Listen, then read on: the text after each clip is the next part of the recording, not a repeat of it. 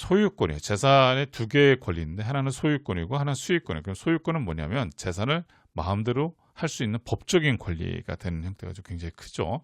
사고, 팔거나 담보로 잡는 등 법적 처분이 가능하다는 게 등기부상의 이름과 같다라고 하는 거죠. 여러분들 등기부상에 이름 있는 사람이 실제 주인 아니겠습니까? 그죠? 자, 수익권이에요. 재산에서 나오는 이자, 월세, 배당금, 무슨 임대료 등 받을 수 있는 권리를 말하는 거예요. 직접 처분은 못해도 그 혜택을 온전히 누릴 수가 있어요. 온전히 누릴 수 있는 거라서 신탁은 이 두 권리를 의도적으로 분려요. 서로 다른 주체에게 맡깁니다. 이게 굉장히 중요한 내용이 되는 거예요. 그래서 신탁은 뭐다? 소유권과 수익권에 대한 두 개의 권리가 분리되어 있다.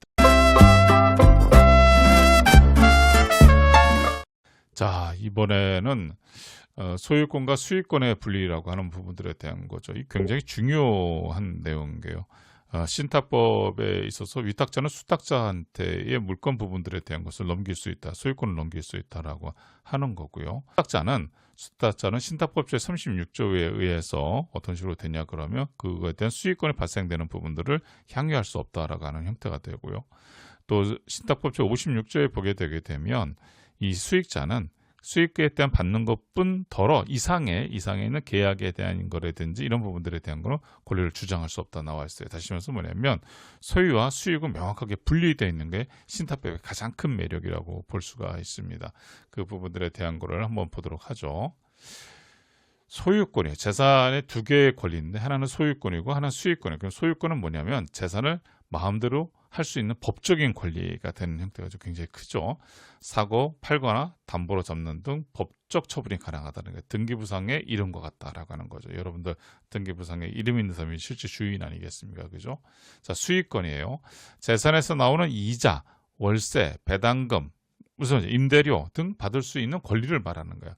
직접 처분은 못해도 그 혜택을 온전히 누릴 수가 있어요. 온전히 누릴 수 있는 거라서 신탁은 이 두 권리를 의도적으로 분려요. 서로 다른 주체에게 맡깁니다. 이게 굉장히 중요한 내용이 되는 거예요. 그래서 신탁은 뭐다?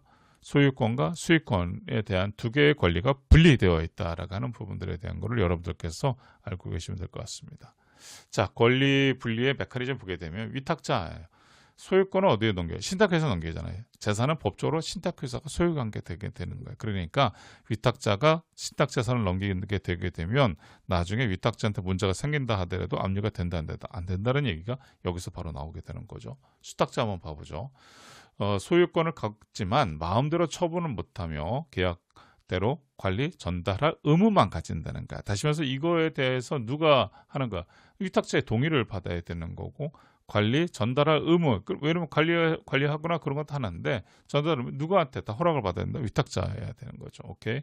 수익자. 소유권은 없지만 재산에서 나오는 모든 월세나 배당금 혜택을 온전히 받을 수 있는 거니까 우리는 뭐다? 수익자라고 얘기를 하죠.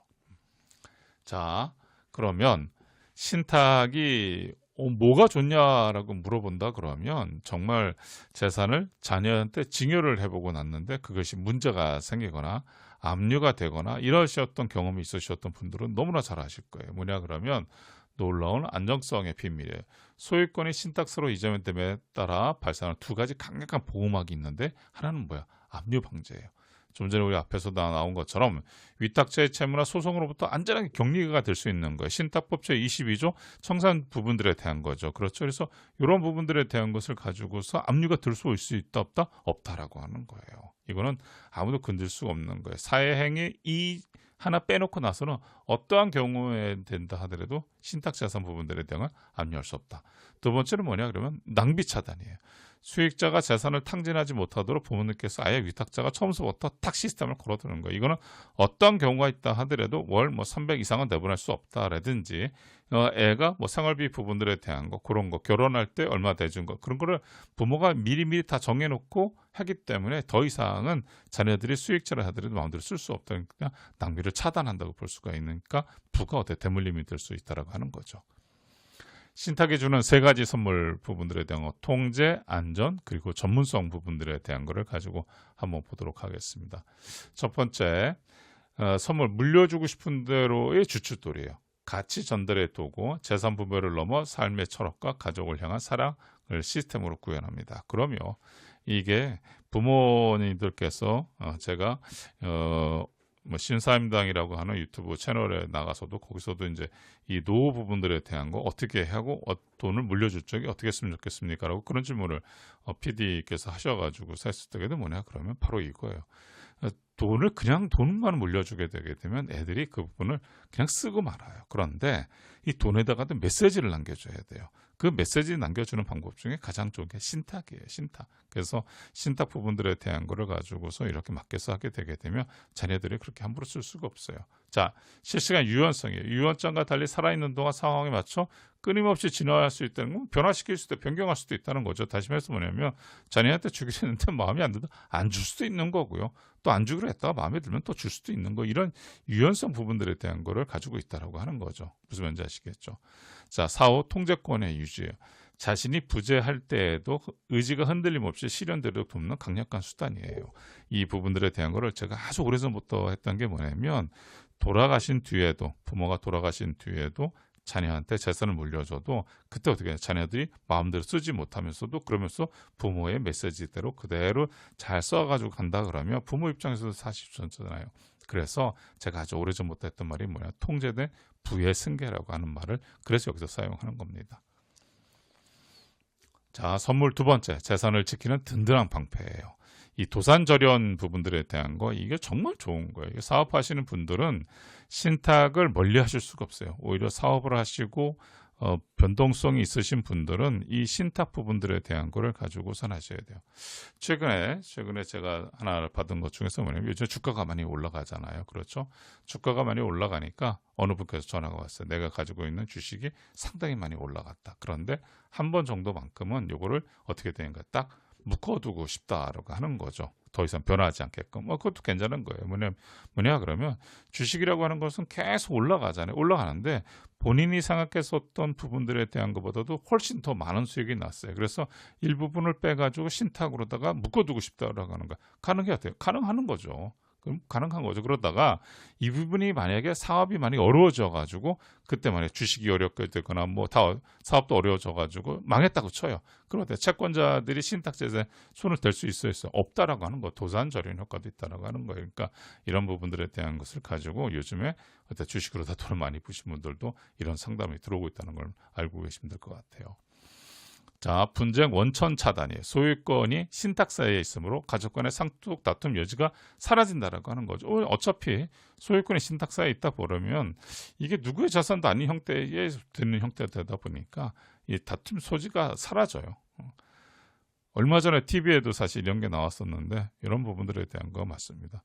결실의 보존에 평생 피와 땀이 깃든 재산을 외부의 위협으로부터 완벽하게 보호할 수 있다라고 하는 형태니까 여러분들께서 이 신탁 부분들에 대한 거 정말 재산을 지키고 싶은 든든한 방패라는 것을 느끼시기 바랍니다. 자, 세 번째는 뭐냐면 전문적인 관리와 가족 보호예요.